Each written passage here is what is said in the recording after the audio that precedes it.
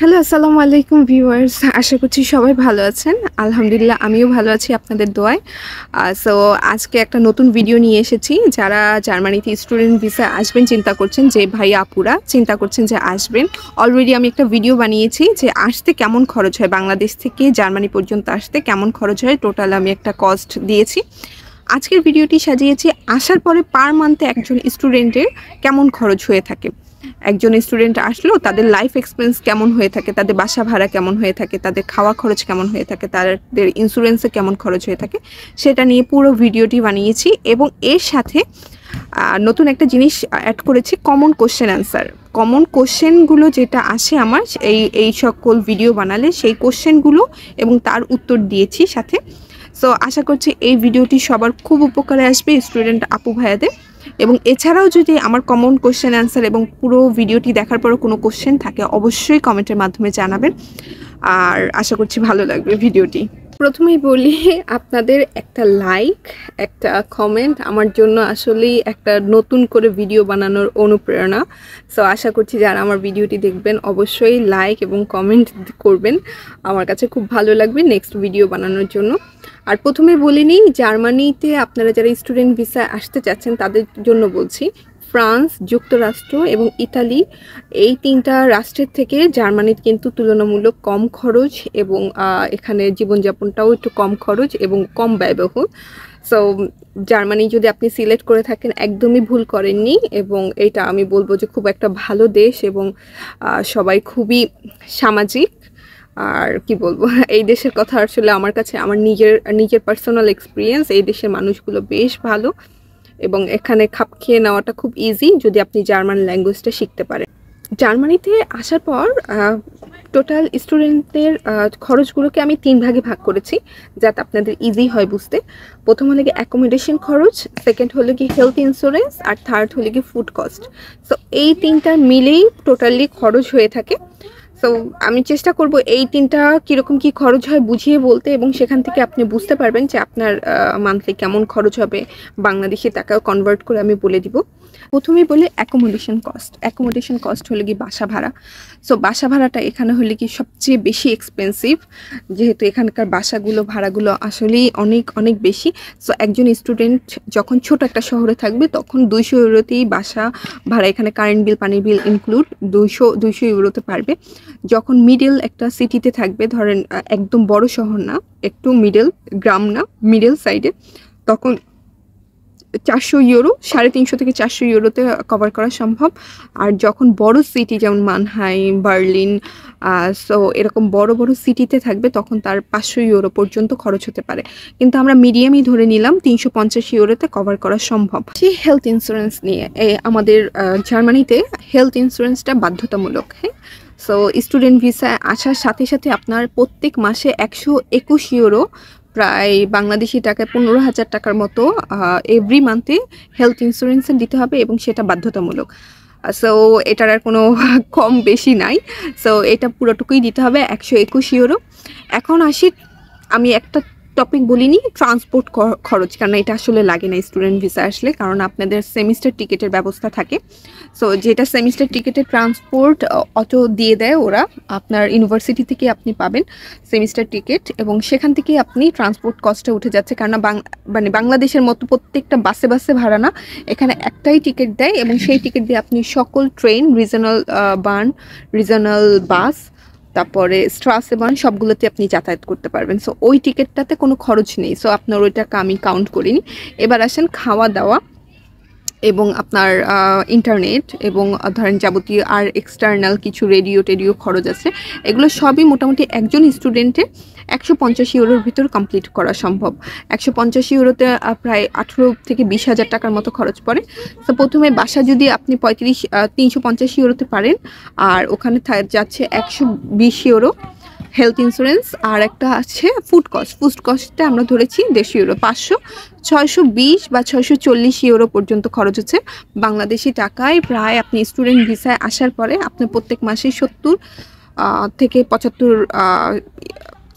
75,000 টাকার মতো খরচ হবে, এটা মাথায় রাখবেন প্রত্যেক মাসে।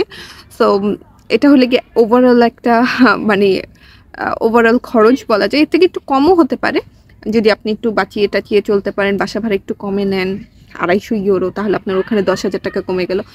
60,000 টাকায় মোটামুটি আপনারা যদি একটু নিজেকে কন্ট্রোল করে বাসা ভাড়াটা এবং হেলথ ইন্স্যুরেন্সে তো কিছু করতে পারবেন না, খাওয়া ব্যবস্থাটা আর লেগে বাসা ভাড়াটা একটু করলে আপনি 60-65,000 টাকায় পার মান্থ চলতে পারবেন আশা করা যাচ্ছে।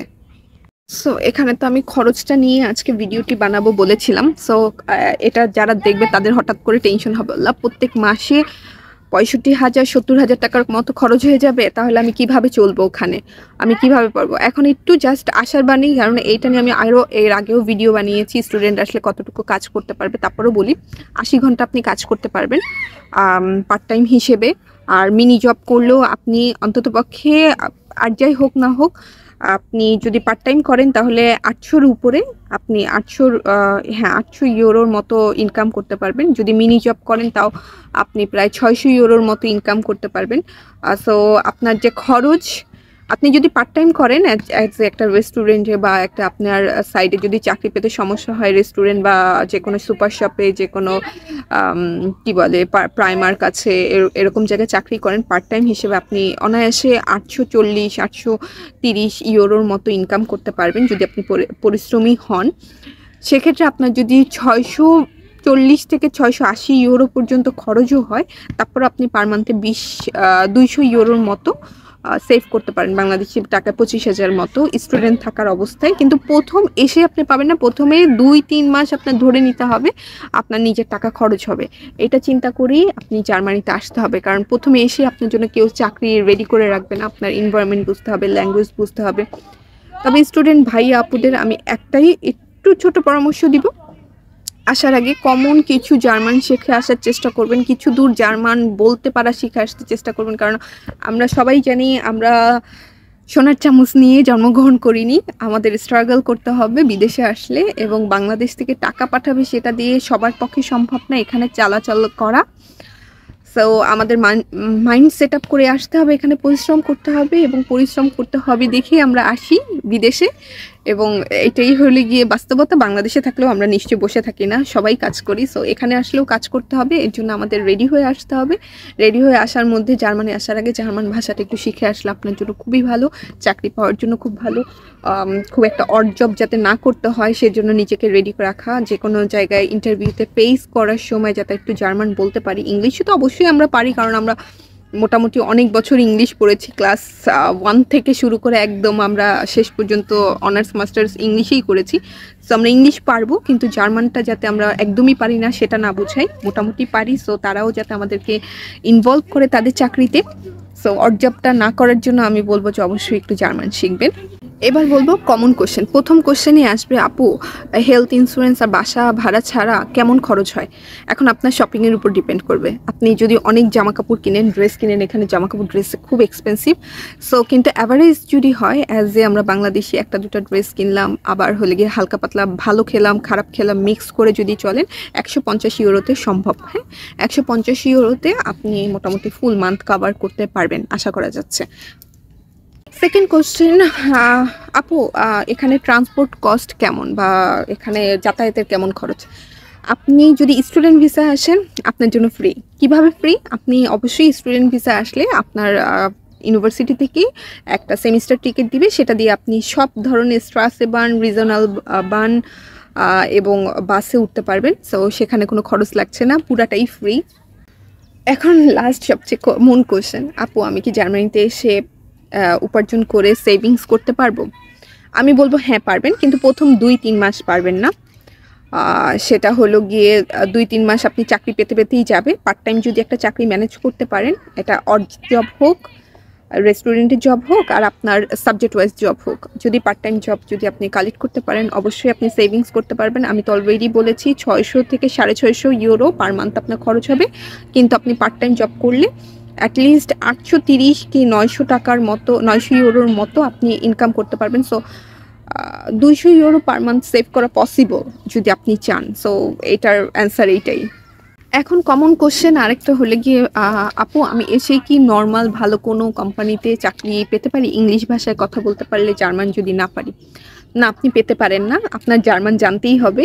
অ্যাটলিস্ট মোটামুটি ওদের সাথে কিছু মাল্টিন্যাশনাল কোম্পানি আছে, ওরা ইংলিশে লোক নেয়, কিন্তু খুবই খুবই এটা কম্পিটিশন। সো জার্মান যদি পারেন আপনার জন্য চাকরি অ্যাভেলেবেল আছে, কিন্তু আপনি যদি জার্মান না পারেন সেক্ষেত্রে আমি বলবো খুবই প্রতিযোগিতা সম্পূর্ণ, কিন্তু কোনোটাই আমি বলবো না যে পারবেন না, পারবেন, কিন্তু চেষ্টা করতে হবে। অনেক চেষ্টার পরে আপনি যদি আপনার সাবজেক্ট রিলেটেড মাল্টিন্যাশনাল কোম্পানি খুঁজে পান সেক্ষেত্রে ইংলিশ ল্যাঙ্গুয়েজে পারবেন, কিন্তু অ্যাটলিস্ট A2 কমপ্লিট করে আসলে মোটামুটি কলিগদের সাথে বা আপনার যে ইন্টারভিউ হবে তখন যদি মোটামুটি একটা অ্যান্সার দিতে পারেন, জার্মানে মোটামুটি ফেস করতে পারেন, তাহলে আপনি চাকরি পাওয়া সম্ভব। একদম জার্মান কোম্পানিও চিন্তা করে না একটা বাহির থেকে একজন লোক এসে 100% জার্মানে 100% ফ্লুয়েন্সি দিয়ে কথা বলতে পারবে, কিন্তু চলার মতো বোঝার মতো যদি ইংলিশ জার্মান মিক্স করেও আপনি ইন্টারভিউতে অ্যাটেন্ড করতে পারেন তাহলে মোটামুটি চাকরি পাওয়া সম্ভব। এটা আমি আপনাদের আশার বাণী না, আমি নিজে সেরকম ইংলিশ জার্মান মিক্স করে আমি কথা বলি। আমি ফ্লুয়েন্সি জার্মান পারি না, আমি সব কিছু বুঝি কিন্তু সব কিছু বলতে পারি না, এখনও আমার ওরকম ফ্লুয়েন্সি আসে না। আমি A2 কমপ্লিট করে বাংলাদেশ থেকে এসেছি এবং আমি পেরেছি, যেহেতু আপনারাও পারবেন এটা আমার বিশ্বাস। সো এটা বলবো জার্মান A2 লেভেল অ্যাটলিস্ট শেষ করে আসলে ওরা যা বলছে আপনি বুঝতে পারবেন। তারপর আপনি যদি অ্যান্সারে জার্মান এবং ইংলিশ মিক্স করে বলেন ওরা বুঝে নেবেন, কারণ ওরাও শিক্ষিত, অবভিয়াসলি ওরাও শিক্ষিত। সো আশা করছি এই দিক দিয়ে আপনারা এখানে ক্লিয়ার হয়ে যাবেন এই কোশ্চেনটাই। ইংরেজি ভাষায় জব পাবেন কি পাবেন না, না পাওয়ার সম্ভাবনা একদমই বেশি, কিন্তু পেতে পারেন যদি কিছু জার্মান জানেন। কি কি চাকরির ডিমান্ড আছে এখানে? সো একজন স্টুডেন্ট হিসেবে আসলে একটা সাবজেক্ট নিয়ে আসলেই তো আসলে আপনি ওরা অনেকেরই কোশ্চেন, এখন সবচেয়ে কমন কোশ্চেন হলো গিয়ে আচ্ছা আপু কোন কোন সাবজেক্টের ডিমান্ড অনেক বেশি জার্মানিতে, কোন কোন চাকরির ডিমান্ড অনেক বেশি? সো সেটাই বলছি, IT সেক্টর মানে সফটওয়্যার যদি আপনি জানেন চাকরি একটা পেয়ে যাবেন। আপনি যদি নার্সিংয়ে জানেন এবং জার্মান ভাষা জানেন আপনি চাকরি পেয়ে যাবেন, কারণ এগুলো খুবই ডিমান্ডেবল। দেন আছে সায়েন্টিস্ট আছে, তারপর ড্রাইভার মানে ট্রান্সপোর্টের ড্রাইভার হিসেবে আপনি যদি জার্মান জানেন তাহলে আপনি এই চাকরি পেয়ে যাবেন।